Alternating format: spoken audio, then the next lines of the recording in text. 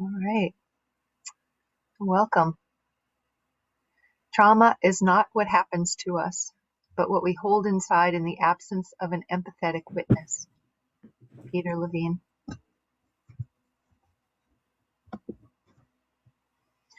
So we're in Module 2, Week 5, Understanding Personal and Racialized Trauma. And we'll take a moment to light our candle, create a container for grief. Be careful with your cat's tail.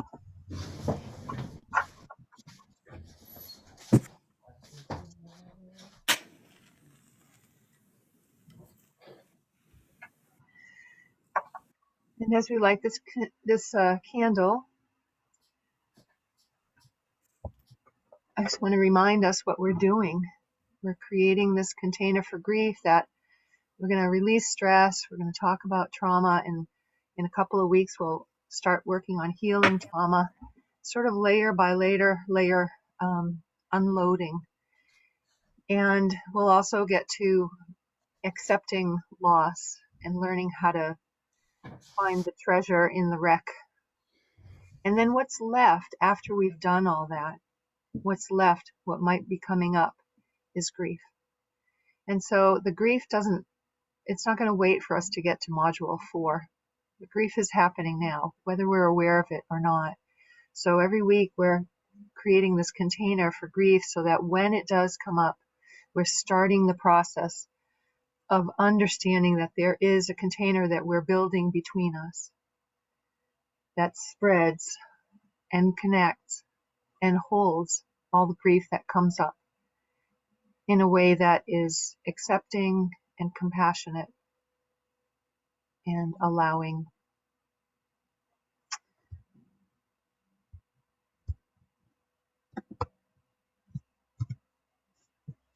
So today we're going to start with a tuning in. Jonas is going to tune us in today. Thank you, Jonas. We'll check in about last week.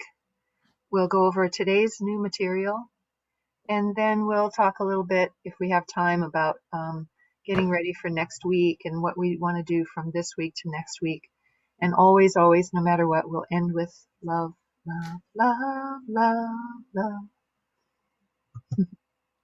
So Jonas, would you tune us in, please? And we'll all mute except for Jonas, sorry. Gladly. I invite you to make yourself comfortable, find a position that works for you to relax, and I will do the same. And then close your eyes. Completely fill your lungs now as you take a deep breath in. Then breathe out. Relax your body, relax your mind, relax your spirit.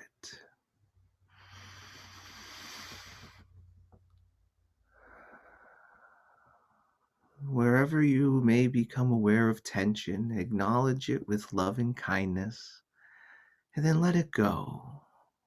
Let it go. You are invited to let it go.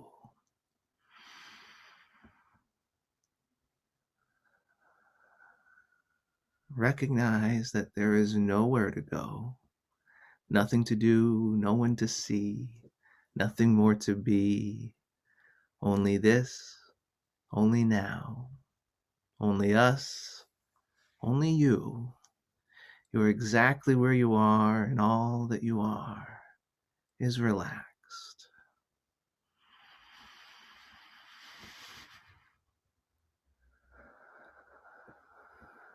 As you continue to breathe in and out, I invite you to visualize the lizard living inside your mind. This is an ancient lizard that has lived inside all humans for thousands of years. This lizard keeps your heart beating, keeps you breathing, keeps you alive by avoiding that which causes pain, the very things that can cause trauma. As you extend your awareness to your friend the lizard, I invite you to pet your lizard now. Recognize the anxiety and trauma that the lizard helps you with. Remind yourself now that you are all right. You are all right. Remind yourself you are okay. Take a deep breath in and really feel the whole breath. And as you exhale, let go of anything that you're ready to let go of. Recognize that as you relax your body, you're also soothing your lizard.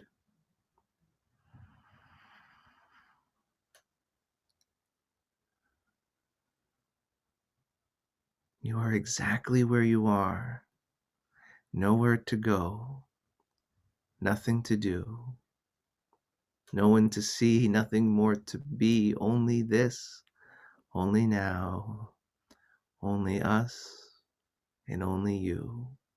You are exactly where you are, and all that you are is relaxed, centered, and tuned in. We're going to take 3 more deep breaths in and out together. Take a deep breath in and let go. Another breath in and let go. One last breath together. And breathe out. You are exactly where you are. Welcome home. And when you're ready, I invite you to open your eyes.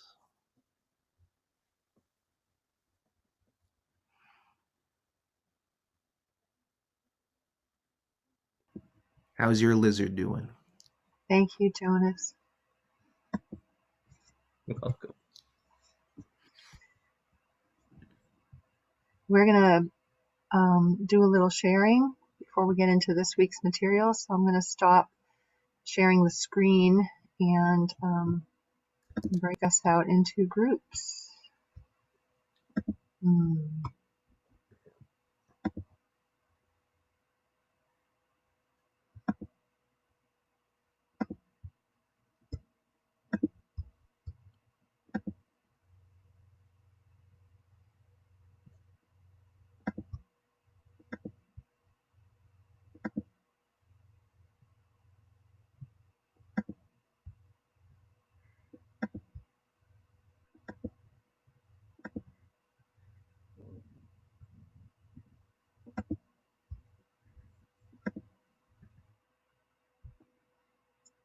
We're going to take about 2.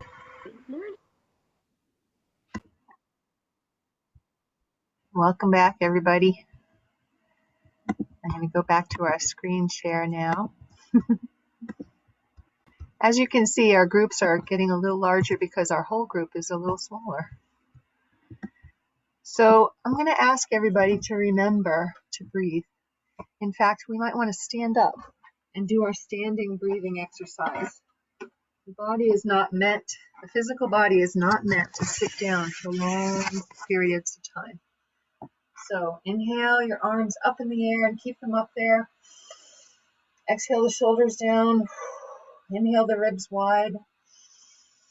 Exhale and hum down. And let's do that 2 more times. Inhale the arms up. Exhale the shoulders down. Inhale the ribs wide. Exhale and hum down. Inhale again. Exhale the shoulders. Inhale the ribs. Exhale and hum down. And I invite you to continue breathing and to continue to do everything that you need to do to keep yourselves in this core peaceful place as we move through this week's topic, which is understanding personal and racialized trauma. Trauma blocks attempts to heal. the first step in healing almost always involves educating people on what trauma is. Resmaa Menakem. So before we start talking about trauma, I want to say that the word trauma can be traumatizing. Thinking about talking about trauma can be traumatizing. Hearing that we're going to talk about trauma can bring things up. So just notice inside of yourself how you're feeling when you hear the word trauma. And do whatever you need to do to come back to knowing that right now you're safe and we're just talking about trauma. We're talking about it. We're not traumatizing. We're not doing trauma. We're just talking about it. So self-massage, breathing, humming, Qigong shaking if you want to get up and do something. Lengthen, widen your body, and allow undoing, that shaking out of trauma, that unfolding of stress, that release. Bring yourself to presence, to this present moment where it's safe. And reframe. If you start going somewhere, notice where you've gone, what your belief is. Reframe the belief. Maybe name your emotions as they come up. And maybe do a whimper cry if something comes up that you'd like to move. And always, if it's grief, we're just going to allow it into the container. So I invite you all to listen with your eyes either closed or look off into a distance and give your eyes a break. Because right now, it's just mostly about listening to this material. There's nothing to see. So originally, the word trauma described physical injury.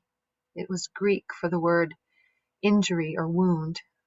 Nowadays, we think of also psychological trauma. Psychological trauma is the psychic wounding that can potentially follow traumatic episodes. The psychic wounding being the psychological trauma. The traumatic episode being the traumatic stressor. And the difference between a physical trauma, like a head injury, and psychological trauma is stress, mental, emotional, and psychic stress. Psychological trauma can refer to 3 different things, all at the same time. The event, the experience during the exposure to the event, and the response to the event. And the response can be during the event or immediately after. That's called peritraumatic. Or it can be weeks, months, or years after. That's called post-traumatic. Symptoms of trauma include that it is ever stable, it's ever present, or it's unstable. It can come and go and be triggered by stress. It can remain hidden for decades and suddenly surface. It usually occurs in groups of symptoms. It often can grow increasingly complex over time. And this one is really important, I think. It can become less and less connected with the original trauma experience. So I called this slide Symptoms of Psychological Trauma, but it's not actually symptoms. We'll go over the symptoms later. Psychological trauma is a spontaneous protective mechanism used by the body to stop or thwart further or future potential damage.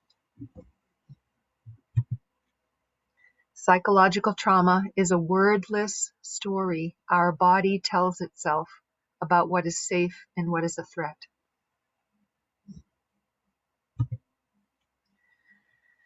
We may deny that an event occurred, or we may act as though it was unimportant.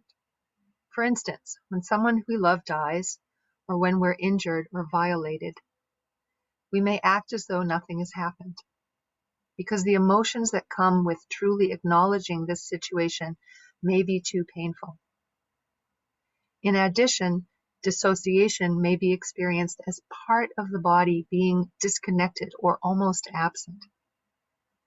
Frequently, chronic pain represents a part of the body that has been disassociated. Frequently, chronic pain represents a part of the body that has been dissociated. We know that psychological trauma is held in the mental body and the emotional body, but a lot of people don't really tune into that psychological trauma is held in the physical body. So I want to invite you, as I talk a little more, you can get up and do some Qigong shaking, because just in case the word trauma and talking about trauma has started to unpeel some layers of trauma, we're going to let that go. We're going to give it an avenue. So if you want to, stand up, shake out your hands from your wrists so that your wrists sort of disappear. There's no more bones in your wrists. Shake your arms out of your shoulders. Bounce back onto your heels. Loosen the back of your head. Breathe in through your nose and sound out through your mouth. You're all muted. You can do this. You can make some sound.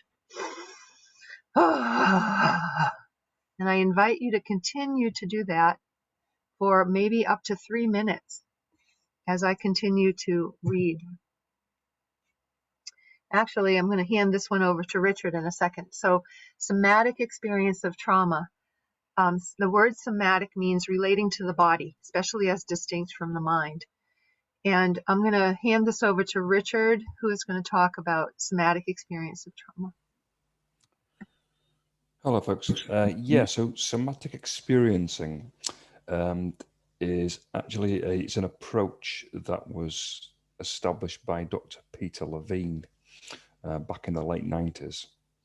And it's just to keep it short, it's a way of, let's say, establishing a conscious relationship with trauma, with that inner lizard and also that inner tiger, which I guess brings me to my my own story. Now, back in 2001, I had a near fatal mountaineering fall on a beautiful ridge on Ben Nevis called Tower Ridge, which is what you can see right here. Is the base of the ridge right in front of you, the bottom left, and it just spirals up all the way up to the top, to the summit. Yep, all the way up, and it's just over half a kilometer long, 600, 700 meters long, and about 9/10 of the tricky bits, what we call in mountaineering the crux pitches, is right up at the top on a section called what we call the Great Tower, which is what you see here. And it's unfortunately at this point that we fell. I actually don't remember the fall at all. We fell about 700, 800 feet down this way.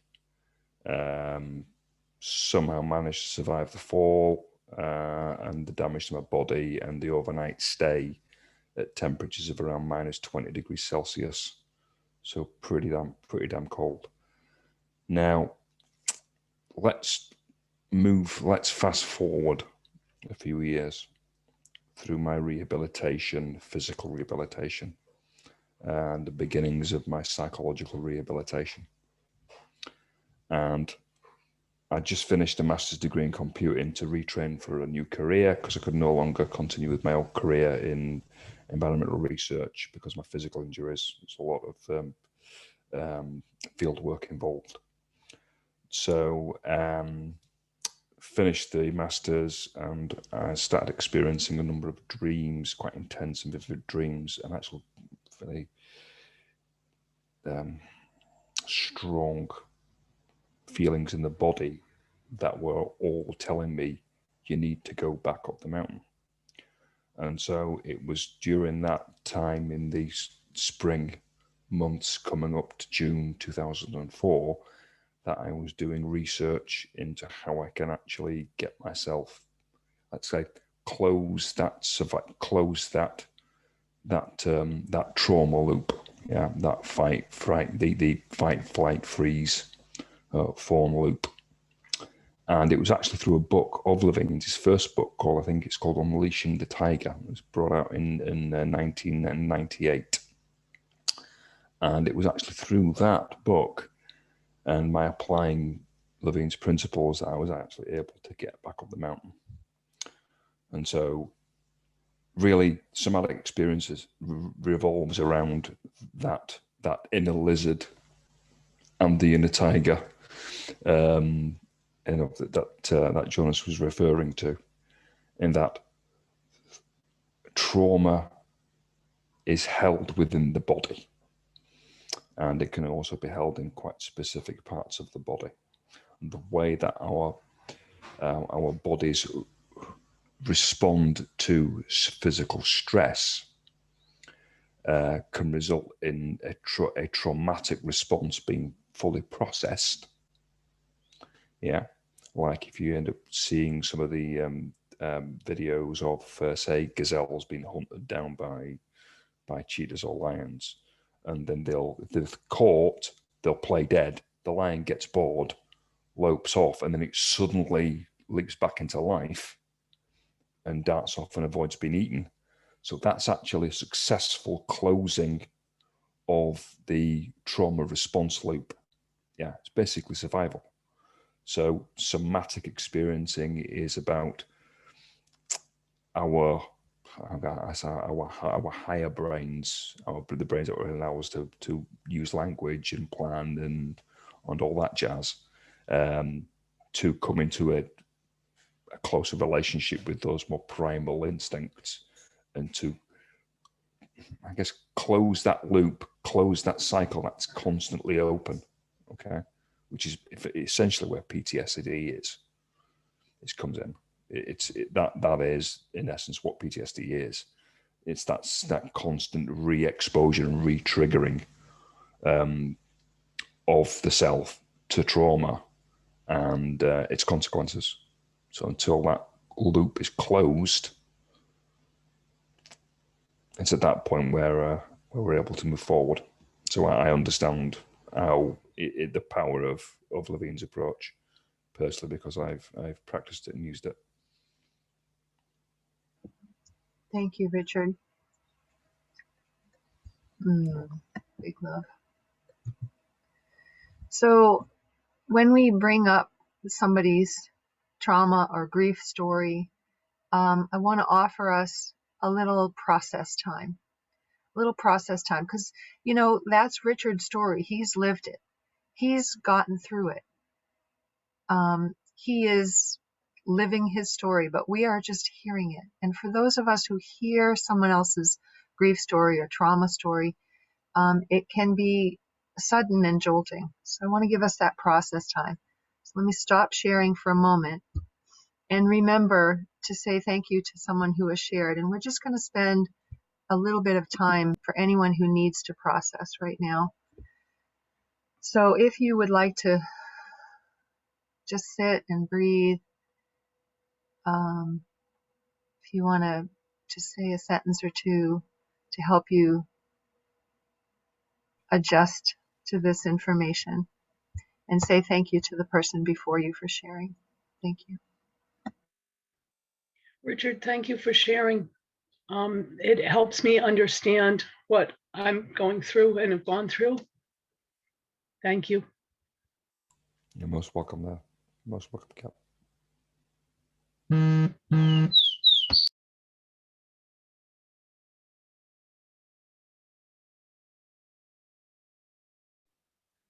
Thank you for sharing, Kat.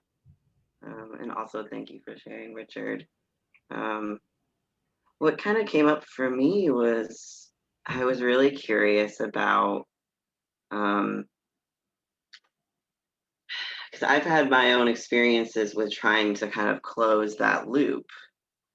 And I've had different points in my life where I thought that I've closed the loop, but then it opens back up again. And so I'm curious about that.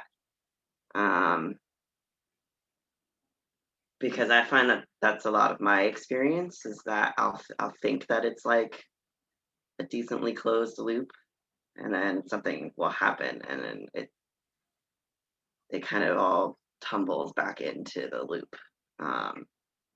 So that's just kind of where my brain is very curious now about it. So thanks. Thank you for sharing, Remy.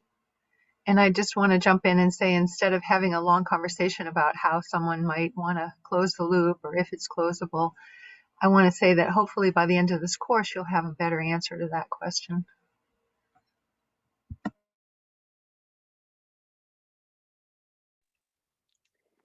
Thank you, Ami, for that. And thank you, Remy and Kat and Richard. The thing that came up for me just now was I've had a lot of movement lately, a lot of progress in moving things. And the fact that you used the word loop was totally new for me. And I realized, oh my God, there's not only light at the end of the tunnel in a linear fashion, that I'll feel better and be able to do things that I'm unable to do now, but it'll go around and it'll close something.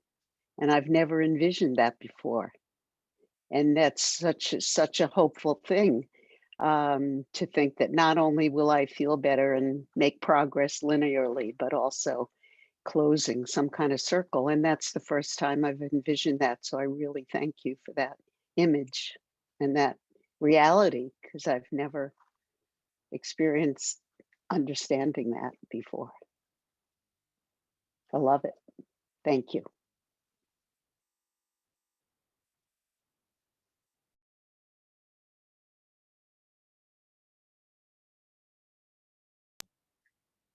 Allie, thank you for sharing that. That was interesting too, Richard, that with the loop and Remy saying about how wondering, like right now I feel it's such a good place, is that now I feel that I do have those tools that should this come back around, hopefully and last night was a great trial of knowing that I have those tools, and I was able to pull from my toolbox and really just be able to remain calm and stable through all of it. So everything that's there, I like that loop idea, because all of that brought me to this point. So rather than going past it, knowing that that's there in that circle is helping me know that I have that strength to move forward. Thank you.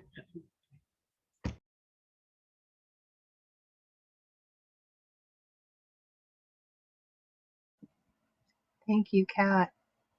And I want to just give a minute more to either Nancy or Jonas if you would like to add something or say something. I'll just chime in and say thank you so much for sharing your story, Richard. You know, it's such a powerful story, and it's something that can truly touch and affect all of us. So thank you for sharing your healing journey. You're welcome, brother.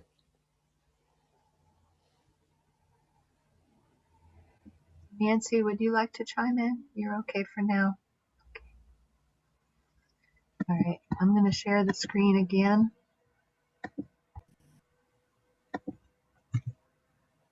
And remember, come back to your self-care.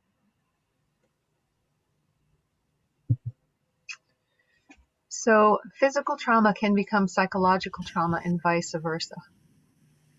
Some of you have heard my story that when I was a child, I was in a sledding accident and had a head injury. I went under a rolling car and I was not crushed, but my head was definitely injured. And years later, in my 40s, I was in a car accident that sent me to a neurological chiropractor up in Norwich, Vermont, who shook my hand and said, "How long have your hands been sweaty?" And we traced it back to this accident that I had when I was probably 4 or 5 years old. And he suggested that my fight-flight reaction was a little bit turned on the whole time after that. That's why I had sweaty hands most of my life. So we're going to talk a little bit about the psychological trauma and the body, the physical body, the nervous system, especially the sympathetic nervous system and the vagus nerve and the lizard brain. We've talked a bit about the lizard, and now we'll get into what that means. So again, well, not yet. Don't close your eyes yet. I'm going to invite you to close your eyes after this slide. So the nervous system is made up of two parts. The central nervous system are the nerves that control the spinal cord and the brain. The peripheral nervous system are the nerves that control everything else, including the autonomic nervous system, which is everything that's involuntary, like heart rate, respiration, digestion, and the somatic nervous system, which is like when you touch something hot and you retreat.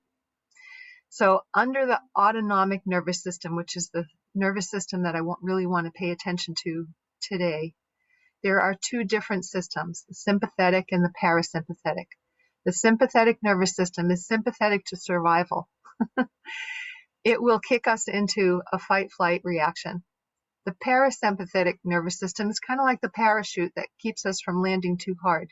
It brings our energy back down to conservation. So now I invite you again to either close your eyes or look off in the distance and take an eye break, and you just listen.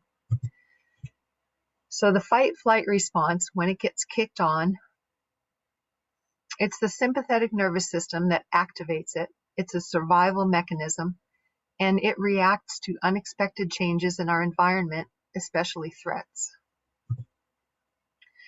It causes hormonal changes and physiological responses, and they are so that we can run away to safety as quickly as possible or have the strength to fight against the threat. The body speeds up, we become more tense and alert, adrenaline and noradrenaline hormones are released into the bloodstream, heart rate, blood pressure, breathing speed up, muscles get tense, fat and sugar release, providing energy to the muscles and causing trembling. Digestion and urine production is put on standby so that it's not needed right now.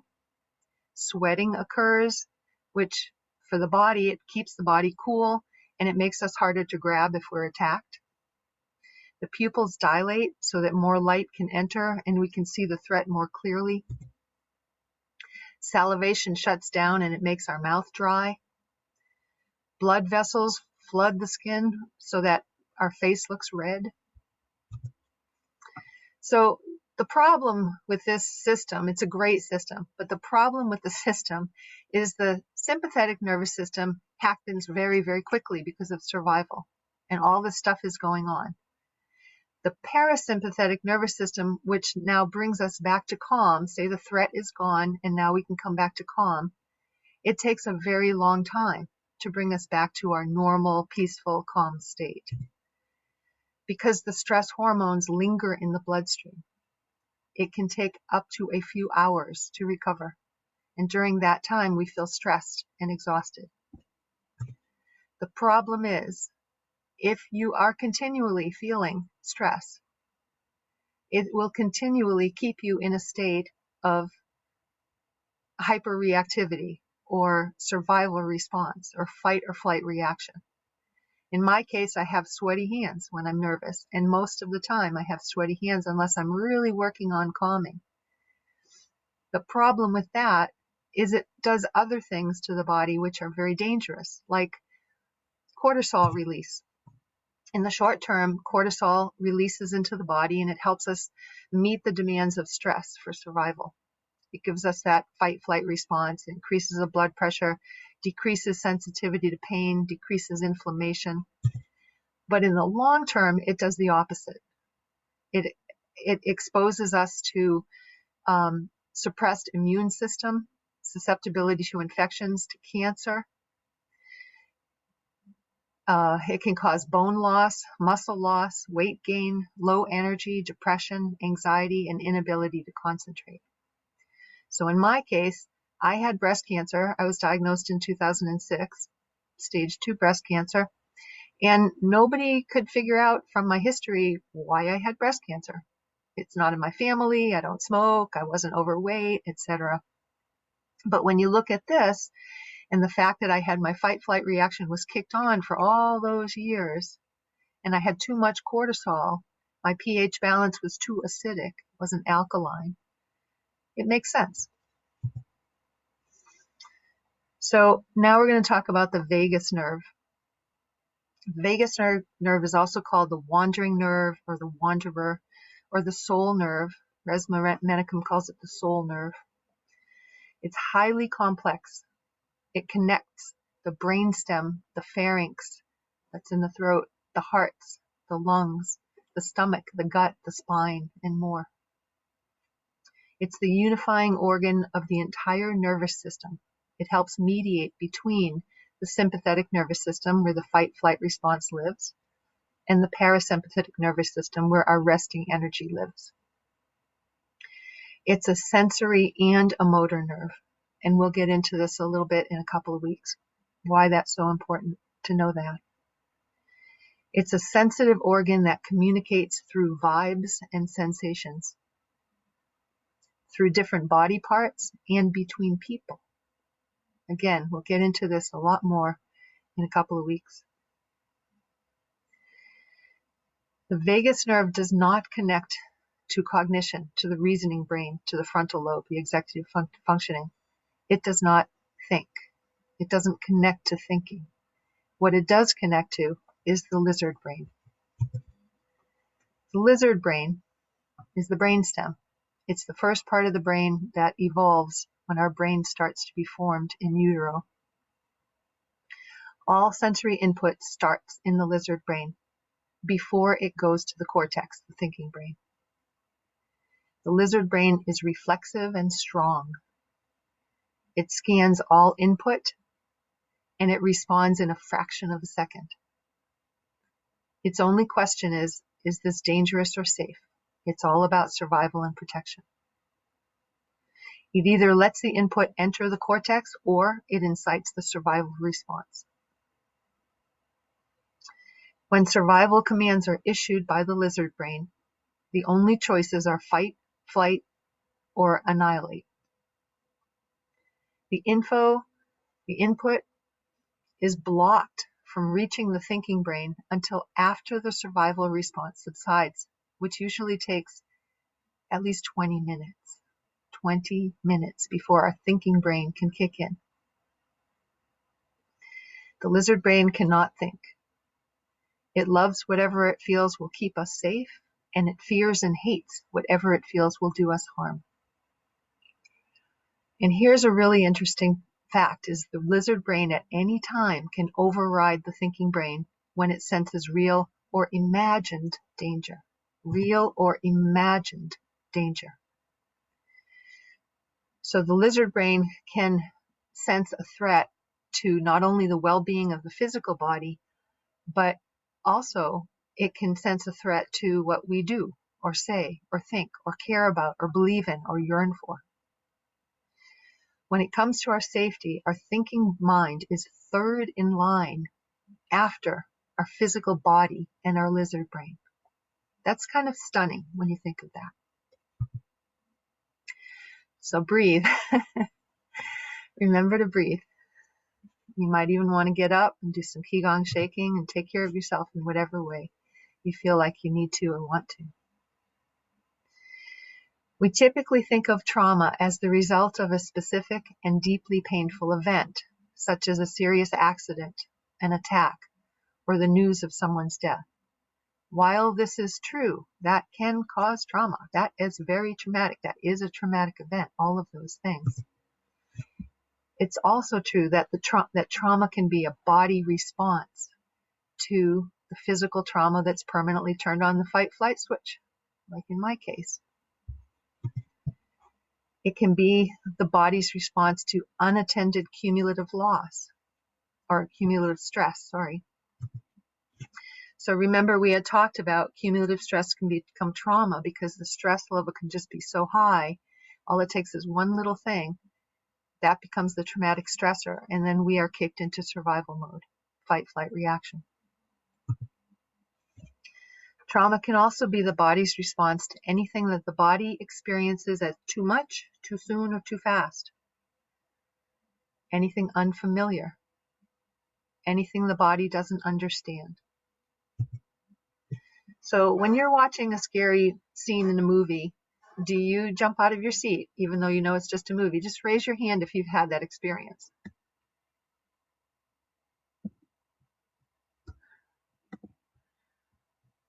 Some people, yes. Some people, no. If a Mack truck rushes toward you at 60 miles per hour and misses hitting you by an inch, your body may respond as if you were hit anyhow. Has anyone had this experience where something almost happened, it didn't happen, but your body still responds as if you've just had a trauma? Raise your hand if you have. Some people, yes. Some people, no. So right now, just in case that brought, the memory of it brought it up for you, do some self-care. Put your hands on yourself. Do some self-massage. Breathe, hum. Get up and do some Qigong shaking if you'd like. Lengthen, widen, invite in undoing. Become present. Do some reframing. I am safe. I am safe. I'm sitting in a chair, in a room. I am safe. Name your emotions. Whimper cry if you need to or want to. And again, take an eye break. Look off in the distance or close your eyes. Your body acts as if the danger is real regardless of what the cognitive brain knows, because the body is hardwired to protect itself and to react to sensation and movement. Trauma responses are unpredictable. Two bodies may respond very differently to the same experience, just like some people raised their hands in those examples and some people didn't. The irrational self. When we have a trauma response to anything we perceive as a threat, I'm just going to say this again, this is so important, not only to our physical safety, but also to what we do, say, think, care about, believe in, or yearn for. And I'm going to hand the mic to Richard, who's going to talk a little bit more about the irrational self. Okay, folks. So just coming back to the psychosynthesis model of the egg diagram. Now, we're all kind of familiar with this, in that it's a reasonably straightforward, pardon me, a reasonably straightforward and it's a nice model, it's a nice representation for our personal unconscious. Now, when I talk about the irrational self, in our shared culture, the word irrational might surface certain ideas and images and feelings that, the irrational is somehow bad. Well, it can be, depending on the context. It can be, isn't necessarily beneficial. But the irrational self is essentially that inner lizard that Jonas was talking about, and also the inner tiger. And the irrational self is everything pretty much that we're not aware of in the present moment, the unconscious. And so let's think of the egg diagram as a map of the irrational self, and the irrational self arguably as ally. Yeah. And it's through trauma work, it's through inner work that we become not so much friends, but we come into relationship with those irrational selves. Yeah. And those irrational selves, let's consider our sub-personalities that we've already been introduced to. Think of those irrational selves as parts of ourselves that actually hold great wisdom, potentially. If we are engaging them in a heartfelt, earnest, and consistent manner. And so that's at least my perspective and my journey that I've taken personally, and also I carry out with any people that I work with. So let's just consider, again, just to wrap up here, Amy, this model here, this framework, this picture symbolizes our totality, and that human beings are really irrational beings. And that's not necessarily something to be afraid of, but it's something to be cognizant of, which is where we have the circle, yeah, this field of conscious awareness and will. Yeah. That's kind of the deal breaker in a positive sense. It's where we bring our awareness, this, for me, the complete mystery of awareness, of conscious awareness. We bring that to bear on our traumas, on our challenges and our difficulties, and on aspects of ourselves that we we may not be aware of, or only aware of when we're in trouble. And that was the part of us that it's the great Carl Jung referred to as the shadow. And that actually exists at a personal level within the confines of the egg, and it exists at the collective level, which is pretty much anything outside the confines of the egg. So I think that's enough for now, Amy. Thank you, Richard. And I want to bring people's attention to this one little part right here. It's really, in psychosynthesis, it's called the collective unconscious. But what we're working on is becoming the collective conscious. The more we become aware of these unconscious parts, we've just become aware that we have mostly irrational parts, and that we have mostly a collective unconscious. We become more conscious of it. So we're moving toward that collective conscious and consciousness, spreading this conscious field of awareness wider, having it larger and take up more of the egg. So the reason that people get murdered for disrespecting other folks' relatives or their favorite sports teams, even why people get murdered when folks imagine a relative or favorite team was disrespected, is because of this irrational part of us. The body either has a sense of safety or it doesn't. If it doesn't, it will do almost anything to establish or recover that sense of safety. Trauma can also be the body's response to a long sequence of smaller psychological wounds. And I'm going to ask you to open your eyes if your eyes are closed for this part. And we're going to watch this little video. Some of you may have seen it. It's only a couple of minutes long. For people who still don't think that microaggressions are a problem, Oh, you're so well spoken. just imagine, instead of being a stupid comment, a microaggression is a mosquito bite. Ugh, it's a compliment. Mosquito bites and their itch are one of nature's most annoying features. But if you're only bitten every once in a while, No, where are you really from?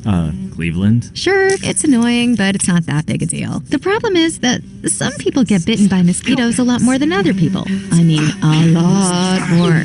Whether it's on a date, Oh, your English is so good. Excuse me? going grocery shopping, You know, everything happens for a reason. I'm just buying apples. commuting to work, So when are you gonna have a baby? watching TV, We have to keep the Redskins name. It's part of our culture and history. or just walking down the street with your partner. I couldn't even tell you were gay. Mosquitoes seem to pop up everywhere. Do you know John? Give me shopping advice. I love Cher too. And getting bit by mosquitoes every goddamn day, Can I touch your hair? multiple times a day, So pretty. Can I touch it, please? Can I please? is fucking annoying. And makes you want to go ballistic on those mosquitoes, which seems like a huge overreaction to people who only get bit every once in a while. It's just a mosquito bite. Who cares? Just another angry black woman. Of course, beyond just being annoying, some mosquitoes carry truly threatening diseases that can mess up your life for years. Astrophysics? Maybe you should try this challenging major. Ow, my dreams. And other mosquitoes carry strains that can even kill you. He looked like he was up to trouble, okay? I felt threatened. So next time you think someone's overreacting, just remember, some people experience mosquito bites all the time. You're all so exotic. Wow. And by mosquito bites, we mean microaggressions. For people who still don't... All right. I'm going to remind everybody, stand up. Inhale those arms up. Exhale the shoulders down. Inhale the ribs wide. Hum down and continue to stretch in whatever way your body wants you to. Continue to breathe. Hum will bring you back to your core of being at peace. Humming is a very good tool. And again, I invite you to continue to not look at the screen, to look off the distance, or close your eyes. And I'm just going to read to you while you're standing and stretching and listening. In therapy, a traumatic experience is sometimes described as an attempted action that got thwarted and became stuck in the body. In the aftermath of highly stressful or traumatic situations, or years of microaggressions, our vagus nerve and lizard brain may embed a reflexive trauma response in the body. This happens at lightning speed. This reflexive trauma response can get stuck in the body and stay there until it is addressed. Traumatic retention reactions can cause us to react to present events in ways that seem wildly inappropriate, overly charged, otherwise out of proportion, or it can cause us to shut down. When someone freaks out suddenly, reacts to a small problem as if it were a catastrophe, or suddenly leaves or freezes, it is often a trauma response, trauma held in the body, traumatic retention. Traumatic retention overactions are the body's attempt to complete a protective action that was overridden during a traumatic situation. The body wanted to fight or flee, but wasn't able to do either, so it got stuck in freeze mode. The body develops strategies around the traumatic retention that might include extreme reactions, compulsions, strange likes and dislikes, seemingly irrational fears, unusual avoidance strategies. Over time, these strategies can become the body's standard ways of surviving and protecting itself. Symptoms of traumatic retention include panic attacks, anxiety and phobias, mental blankness or spaced out feelings, avoidance behaviors like avoiding places, activities, movements, memories, or people, attraction to dangerous situations, addictive behaviors like overeating, drinking, drugging, smoking, etc., exaggerated or diminished sexual activity, amnesia and forgetfulness, inability to love, to nurture, or to bond with other individuals, fear of dying or having a shortened life, self-mutilation, severe abuse or self-inflicting cutting, etc., loss of sustaining beliefs like spiritual, religious, or interpersonal.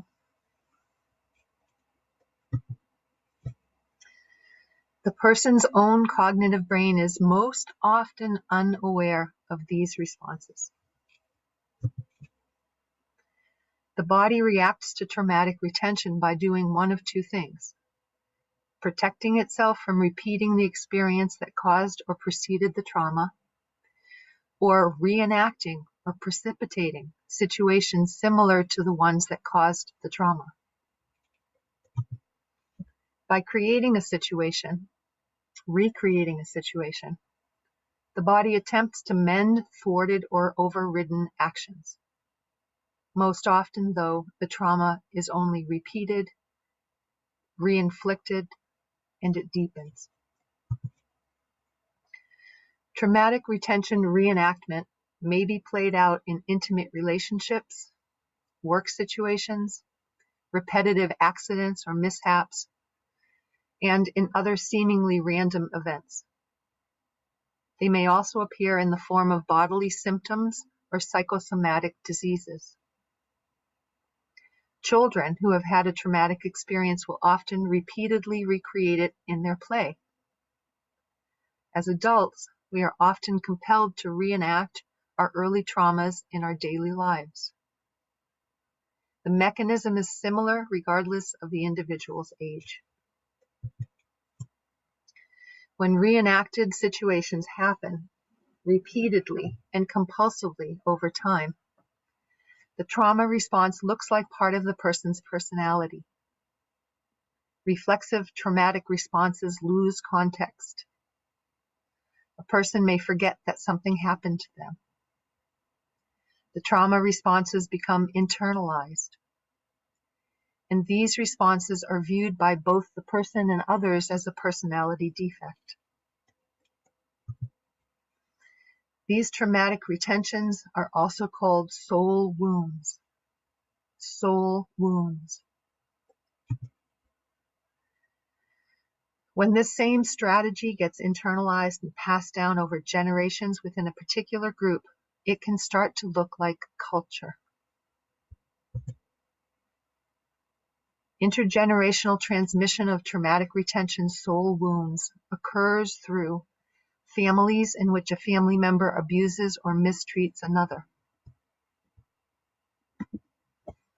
Unsafe or abusive systems, structures, institutions, and/or cultural norms.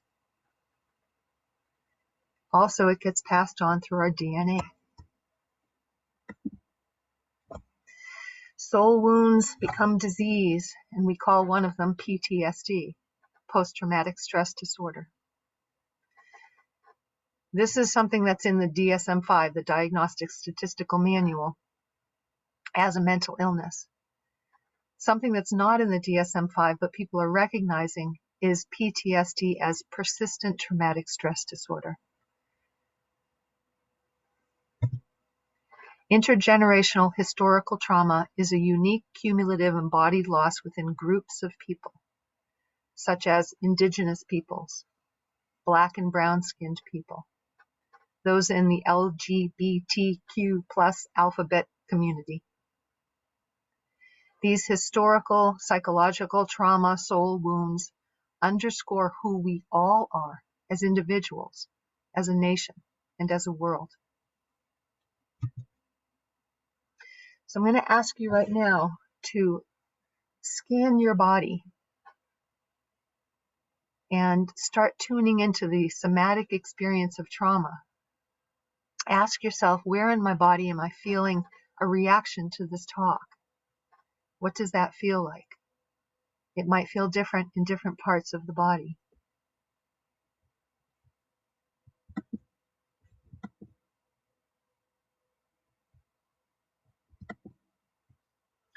Remember when we talked about that there's the comfort zone, the growth zone, and the danger zone? And we want to kick ourselves a little bit out of the comfort zone so that we can understand oppression, understand that other people, yes, other people spend most of their time not in the comfort zone. And we need to understand this to be able to equalize things more. And that nobody wants to be in the danger zone. We want to kick everybody out of the danger zone. Nobody should be in the danger zone. So right now, just check your body. Check yourself. Notice if you're in your constructive discomfort zone, and that's okay. We want to build tolerance to that.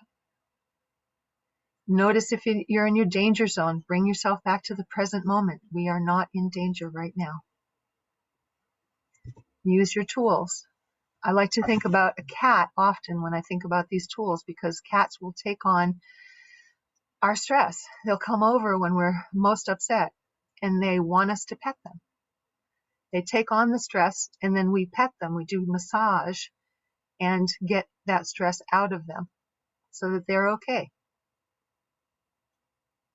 Do your self-care. If you take it on, make sure to pet yourself and get it out. So this is especially going to be important right now while we talk about racialized trauma, because this is a loaded term. The word racial and racialized is a loaded term. The word trauma is a loaded term. Put them together, and yeah, it's exhausting. So just notice what's happening in your body, just hearing the words racialized trauma. And as we continue to talk about this, notice what's going on. Keep bringing yourself back to your constructive discomfort, if that's where you go, and out of your danger zone. In My Grandmother's Hands, Resmaa Menakem talks about black bodies, white bodies, and blue bodies. Many black bodies, he says, don't feel settled around white ones for reasons such as the long, brutal history of enslavement and subjugation, racial profiling, and occasional murder by police, stand your ground laws, the exoneration of black-bodied folks getting shot by white-bodied folks, and outright targeted aggression. The habitual grind of everyday disregard, discrimination, institutional disrespect, over-policing, over-sentencing, and microaggressions. The expression of traumas that live in the white bodies and the bodies of public safety professionals, which are who Resmaa refers to as blue bodies. The expression of traumas that lives in these bodies is a bodily response that may be reflexively triggered by the mere presence of a black body, or sometimes by the mere mention of the word race, or the term white supremacy. Notice in your body right now if you've been kicked into your constructive discomfort. If you have, see if you can tolerate it enough to notice it. Breathe in and out and know that you are okay. Come back to your self-care.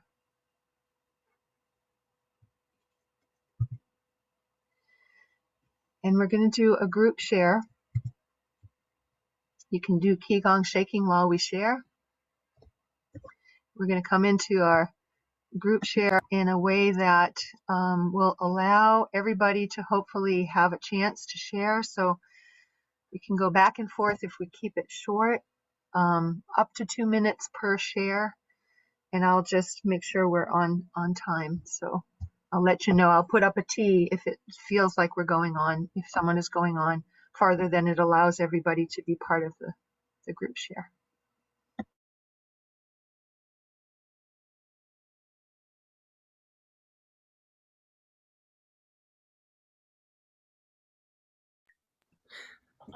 I guess I'll start.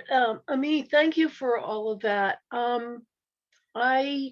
My palms are dry right now. I've had sweaty palms since I was a kid.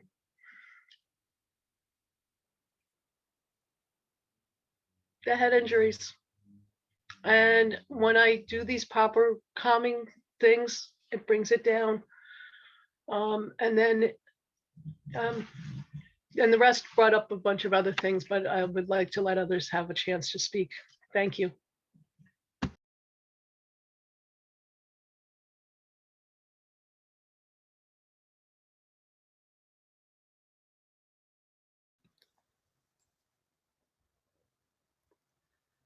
I'd like to share a quick story.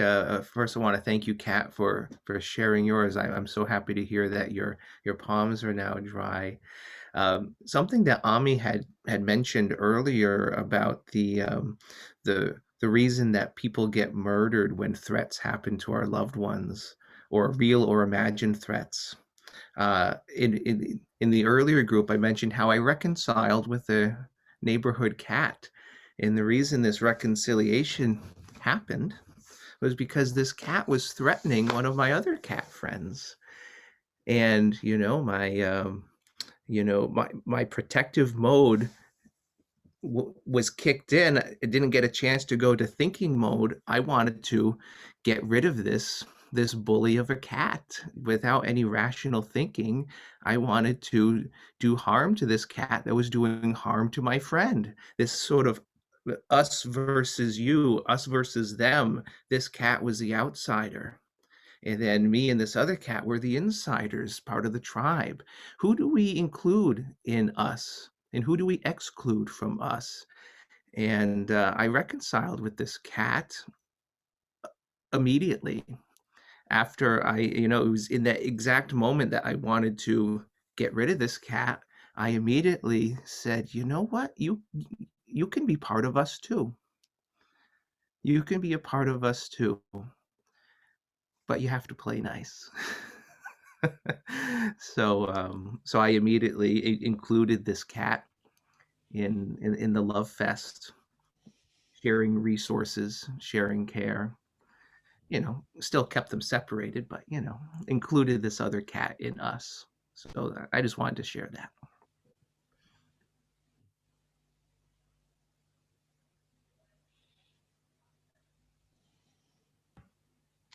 Thank you for sharing, Jonas. What came up for me was an understanding of something I've been going through, and I appreciate the deeper understanding. So what happened recently is that I have a new boyfriend.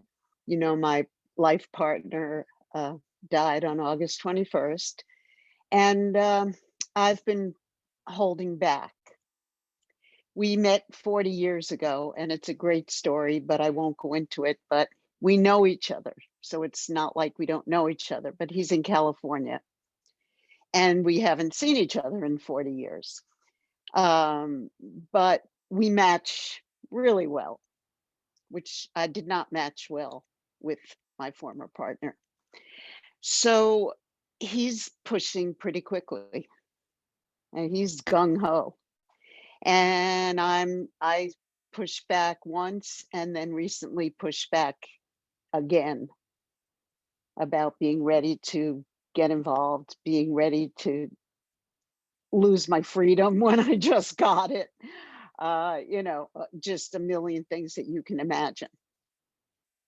And I understood from what you just showed us, Ami, that it's not only a fear of losing my freedom and being under a man's jurisdiction again, or anybody else's jurisdiction, anybody, because I am totally free. I have no boss, I have no parents, I have no, it's an amazing sense of freedom right now. And I'm not ready to give it up. But what I understand now is that thank you, the traumatic retention is that it's not only I'm not ready to do it again, to be with somebody, but I fear it's my fight or flight response to a man wanting to be close to me because I know where it can lead. And I'm retaining that trauma of the day he died. And Kat, I don't know if you ever heard my story, but Jeff burned down the barn and killed himself on August 21st. So that traumatic retention, to understand that it's one step even deeper than just, I don't want to give up my freedom. I don't want, there's huge weight there. And also another thing was, I don't know where it was in your presentation, but you said the tendency to deny it, to give it no weight. So, I wasn't home. I was so lucky that I wasn't home. And that's another whole story in itself. But I was not home, so I never saw it. I never saw him. My neighbors were more traumatized than I was because they saw the smoke. They didn't know whether I was there. I knew, and I was away, and I was hearing about it on the phone. But in that respect, I was able to push it away because people were saying to me, I don't know how you're going through this. How are you? I just can't imagine what you must be going through. And I'm going, I'm okay. And, I never saw it. And that is so critical. So I continued to push it away because it wasn't in my vision. I wasn't dreaming about it because I hadn't seen it. And I just pushed it away like Donald Trump. I never once watched Donald Trump on TV, ever. And I never listened to him on the radio either. If he came on, I turned it off. He was the most toxic thing I had ever experienced. And so I have a tendency to push away things that are traumatic. I have a history of that. So understanding that this is a normal thing and why I'm experiencing it was really helpful to it. So thank you for the information. Thank you. Thank you for sharing, Allie. I I noticed for me earlier when we went on into a breakout room, I had mentioned that in my relationships, I tend to be like pretty good at like meeting new people, getting a relationship started, but like longer term is where it starts to feel sort of unsafe, especially with conflicts, which is pretty natural for most people, right? And I've noticed for me that like a lot of my recovery from addiction, using drugs was just a symptom of the greater disease of addiction. And I'm starting to really understand what recovery really is. The start of recovery is just to not use drugs and to reach out and to find people, make connections, right? But what I'm really starting to understand as my clean date is getting further and further away, as I'm getting more and more clean time, more of my recovery is the traumas and the things that I was using drugs to escape from. And so that's what I'm really starting to understand what recovery is. And this was a really great reminder. I've done a lot of research on trauma and stuff because growing up, thank you, Jonas. Growing up, like I wanted to understand what was going on. Like I knew, like I intrinsically knew as a kid that like this wasn't normal, that this wasn't, this wasn't like everybody else's experience. I had a lot of family trauma, intergenerational trauma that's been passed down. And so a lot of what I'm doing in recovery is I'm breaking that cycle in such a intense way. And so it's been really, I'm feeling a lot of gratitude for where I am in my life and for the people that I have and the process that I'm in right now. So thank you so much, everybody, for listening. Appreciate it.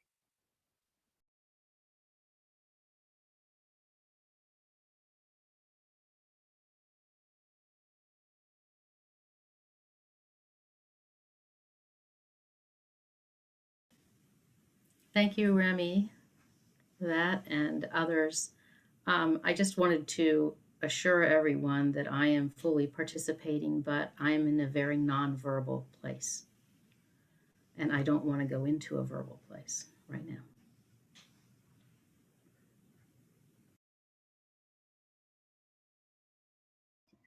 Thank you, Nancy.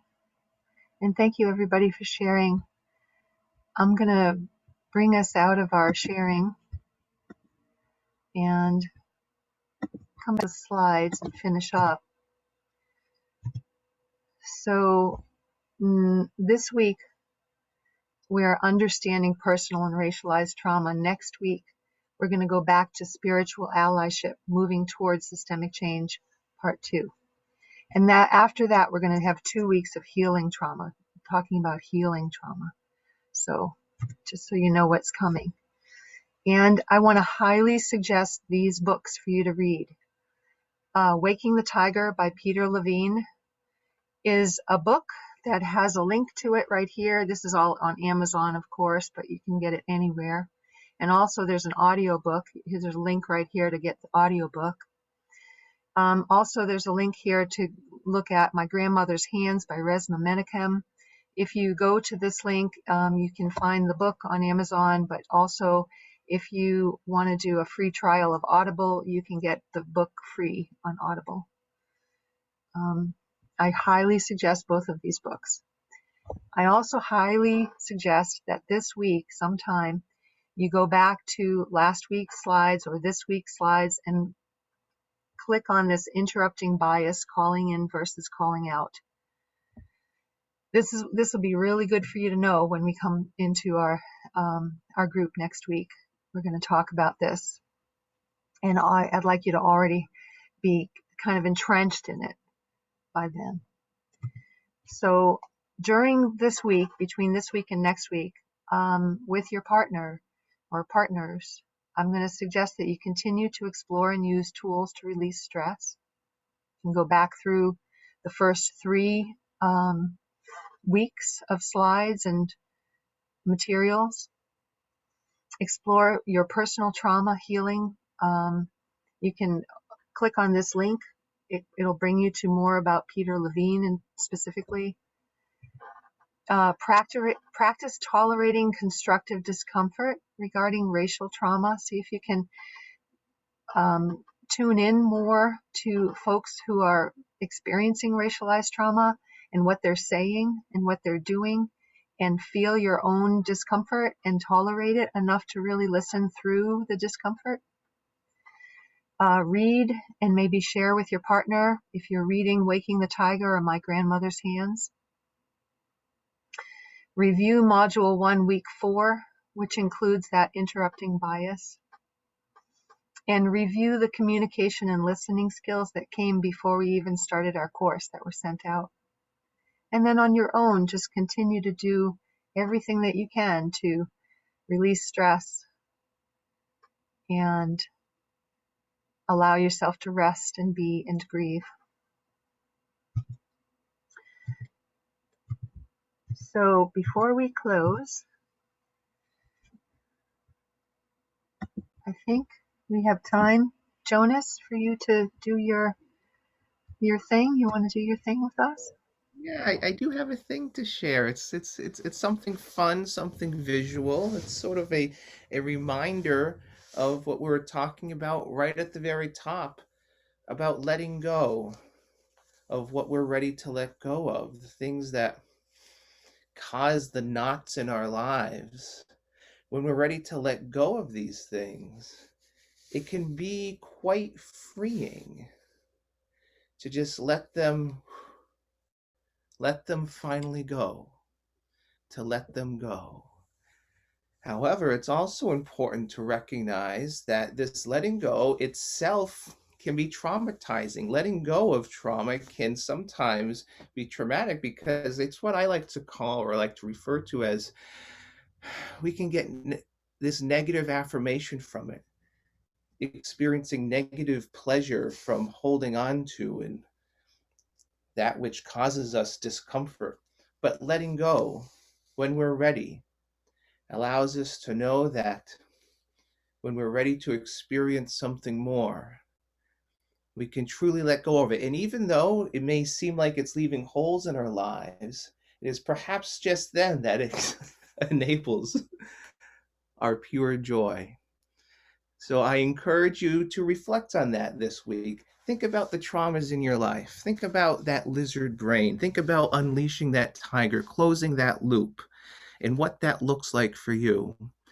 And what joy might it be able to create in your life? Thank you for allowing me to share that. Jonas, you're awesome. You're awesome, man. Thank you. Let's bring more people into the circle just to be able to experience what I've just experienced. Beautiful. Tell your family and friends. Invite them to our group. So before we have our chaotic love fest, which is how we end our group, I want to ask if usually I cut out our group share for our recording. I wanted to ask, since our group is, Kat, you might want to turn, I don't know why you're not hearing us, sorry. You're back now. Oh, good, okay. So usually, like last week when we had a group share, I cut that out. Would you all like me to continue to cut out our group share, or should I keep it in? Does anyone feel like their sharing felt confidential and private enough that you don't want it to be part of the recording? Yes. All right, I'm going to cut that out for everybody, for all of our sake. Yeah? Just to keep things confidential. So let's take 3 breaths together. Close your palms, close your hands. When you inhale, open your hands. When you exhale, close your hands and follow your own breath.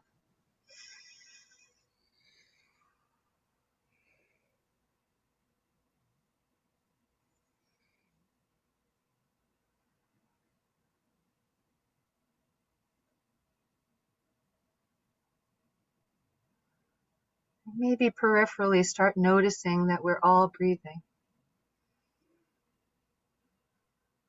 We're all breathing in and out of this energetic field together.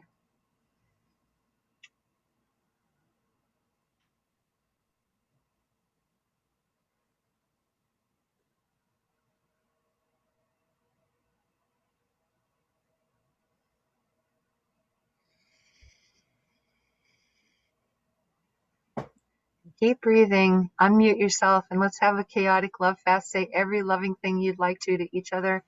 Go. Oh God, thank This you, is so everybody. great for Jonas, everybody Richard, to Thank share you, Nancy, and everybody. Ellie, It's Remy, been and Bye, So Tracy. beautiful. much, Really Thank you Richard. so beautiful. much. Better. the Good to love, see you, Thank Remy. Also the Good to see you, incredibly Nancy. compassion, brave and being Kat, open good to courageous. see you. Buddy. Bye, and Jonas. sweet. Thank you. Thank you, Ani, thank thank you. you. Thank All you of so you. much. I'm where I need to be. Thank you for being here. We'll see you Glad next to be week. here. And Jonas and Richard, see you in a minute. Bye, everyone. Bye, Bye, folks. Have a great everyone. See you day. again Bye soon. for now. Much love. Much love. Hi. Hey, Mwah. that one well. Beer time. Beer time. That wasn't beer. Like. Morning beer. Saturday.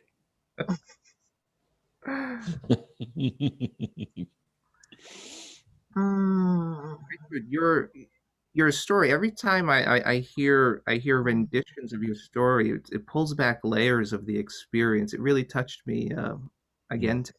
So thank you for taking the helm on that topic and sharing your experience. Oh, you're welcome, man. It's I mean, that was those 6 months, 6 or 7 months, was really that determined whether I was going to stick around or not. I was struggling, despite, I was planning to go to university. I'd done the university degree and I was going to go back into work, and I just thought, what the fuck am I doing here? So I was ready to quit and check out. And it was actually what we might call our soul that was urging me to go back. And it was actually standing in the same place that I fell from that saved me. I absolutely shit my pants, but not quite literally. But I shit my pants all the way up the ridgeline. My heart in my mouth, and just, I remember just, I'm not traumatized. I just remember the memory because I've been there and I've put the sword in that dragon, and I remember I literally couldn't walk across the bridge, across this bridge, maybe about 3.5, 4 foot of granite that goes out maybe 40, 50 foot. And you've got 500 and odd feet to your left and over 700, 800 feet to your right, which is where we fell. That's the right back end. And there's a boulder at the end of this ridge line that you down climb. And this cleft in the ridge line is what's called Tower Gap. And once you've down climbed quite a delicate and exposed mixed climbing into the gap, then you've got maybe a fairly easy scramble really up to the summit. It's no more than 60, 70 feet. So I remember literally I was belayed up, and the guy who I was climbing with, he was one of the Loch Harbour Mountain Rescue team. He actually wasn't on the team when they went to script me and Neil off the mountain, but he was on call and he was coordinating with the police and with the RAF, and he'd set up the belay and done the climb.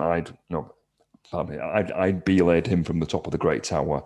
He'd set up his belay on the other side of the gap, and I basically followed him, and I literally couldn't walk across that bridge of rock to the boulder, and I just got on my hands and knees, and I was just, I can fucking do this. I got to fucking do this. Literally just forcing myself away and away from the safety of the Great Tower and across the ridgeline. And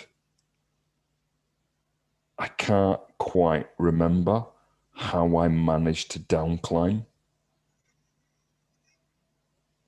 It's kind of the memories around that part of the experience were kind of hazy.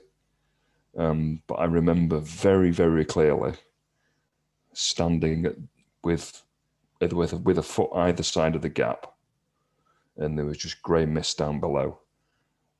And I stood and I asked, right, is there anything else I need to know? Because now is the time. And all I felt was the kiss of the wind, the sound of the wind against the bluffs, the beating of my heart, and silence. And that's all I needed. I can't explain it more than that. There's no deep mystical epiphany. It's just that simple. It was like, okay, time to go. And I followed Mick up to the top of the route. And some of my old climbing friends who'd started the route before me to meet me at the top. And we had like miniature pork pies. Pork pies are like, from my part of the world, Yorkshire, from north of England, it's like it would be like your burgers, your hamburgers. It would be like it's a signature dish. You know, so you had a pork pie, a cigar, and some Scotch whiskey. Drank a toast to Neil, who unfortunately he didn't survive the fall, and there was a couple of other friends that we were drinking a toast to who didn't make it off the ridge, on other ridges, other mountains, and it was just bliss. It was painful bliss because walking down off the top of Ben Nevis down the tourist track is hell. it's and particularly when you're missing like a few bits and bobs, it's even worse. So when I got to the base of the tourist track, there's an infamous inn called the Ben Nevis Inn, and it's basically an old. It's an old. I think it's an old coach house. That's an old coach house come barn, and they've basically made it out into a bar, place where you can eat, you can put your boots outside, and they've like a hostel underneath in the foundations. And we just spent till throughout time in there with the mountaineering team and some of the members of the emergency hospital team who actually pretty much saved my life. And then we went back to one of the mountain rescue teams home, and we just literally celebrated life until the dawn, drinking more whiskey than I could possibly imagine that I could possibly drink and still be alive, and just singing, you know, some of the folks in the team. One played a mandolin, one played a ukulele, another one played a flute, another one played a fiddle, another one played a drum, a Scots a Gaelic drum, and it was at that point that it was time to go back to the world. Yeah, time to go back to the world.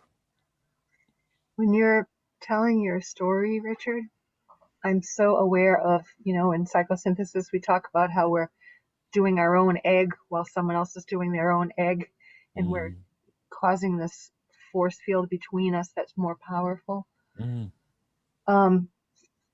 I'm aware of when you're telling your story, I'm so moved to tears. I start tearing up. I want to cry. I want to like bawl. And then it sort of passes. And I'm listening to the story. and it brings up something and then it passes. It's sort of like that evolution of being able to listen to someone's trauma without being traumatized, their trauma story without being traumatized, or without it bringing up your own stuff, of really being a listener.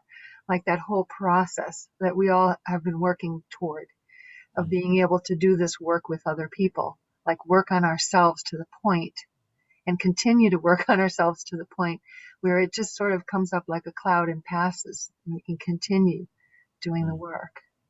Very aware of that right now. Thank you. Thank you for sharing. It's. I do wonder how I actually managed to survive. I really do. That was a near-death experience, and I do wonder how. How did you survive the fall? I was strong. I'm stubborn.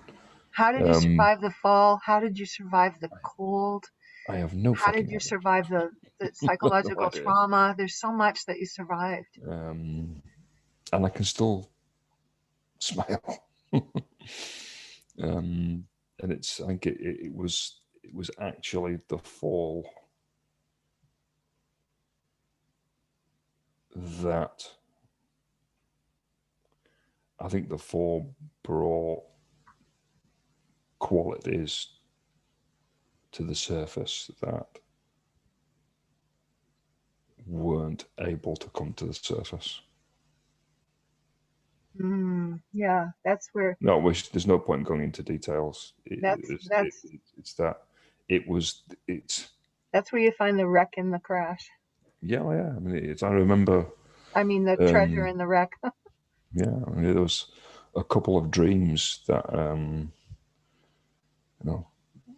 almost prescient dreams. One was a week before the fall, and another one was a good while before. And the first one, the one before that, I came to a growing awareness that there was a significance to the imagery and to the way that I felt in the dream that related to the fall from the tower and its aftermath. Was this image of this golden mask in this almost amorphous dark background, and the mask was like gold mask was like, it was like a combination of like one of those totem masks and the golden mask of Agamemnon. It's a Greek king's mask, and it's part of the whole Troy myth. Paris ends up having, an affair with Helen of Troy, who's married to Agamemnon, and Agamemnon loses a ship and goes to Troy, and blah blah blah blah blah. And it was just really strange, and at that point, I had no idea about myth and legend. I was just doing my thing at the point, and this mask started to. I could see cracks emerging in the mask, and there was this intense blue-white light that was building up behind it to the point where the mask shattered. And through my own inner work, I managed to draw a link between that dream and a dream just before. That was, I woke within the dream, and I was in like a gym kind of setting. And there were like, step machines and running machines and free weights and cross trainers and all that kind of stuff. But the boundaries were like this. It was just clear white walls. Well, I couldn't actually see the edges of this space. And I was in shorts and t-shirt, and I was training away on this cross trainer. But what was curious was that I actually couldn't see my hands, and I couldn't really see the bottom half of my legs beneath the knee. And what I could see of them was this I don't know if you've done like psychedelics or anything like that, but if there was this trail of like light, what we call as light, and my hands and the bottom half of my legs beneath the knee, were with this encapsulated in this amorphous silver purple gold like haze. And as I was moving, I could just see that my hands and the bottom of my legs were giving off this strange light. And I just thought, what the hell's going on? And I became quite anxious within the dream, as you'd imagine. And then I felt this presence to my right, and it was a woman. And she was in kind of like personal trainer kind of like game, and she was beyond beautiful. She wasn't just physically beautiful. There was something quite other. And I've actually met this same figure in other dreams over the years. Thankfully, not all that often. And I could see this point of blue-white light right at the back of her eyes. My attention was drawn to that, just to her eyes. And I said, I don't understand what's going on, what's happening with my arms and legs. I'm afraid, I'm feeling quite afraid here. And she just looked at me and smiled and said, it's okay, just keep going and don't stop. Just keep going and don't stop. And it's at that point the dream ended, and it's only as a consequence of clearly surviving the keep on going that I discovered myself. Yeah, I discovered myself. That is so powerful, Richard. It is incredible. Mm. I'm so happy you're here. I'm so happy that you can. You too. So it's that's I remember reading the book, Levine's Waking the Tiger, and that was a godsend. That was okay. Kind of understanding where this is coming from. And I was already looking into like hypnosis and using altered states of awareness to facilitate change. Yeah. Onwards and forwards.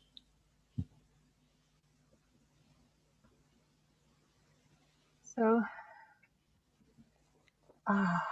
thinking that we should take a 5-minute biologic break, go to the bathroom, whatever. And then do we have time, I hope, to go over next week's slides together? If you're good, Jonas, yeah, I'm good. Yeah. Also, it's still recording if you want to. Oh, thanks.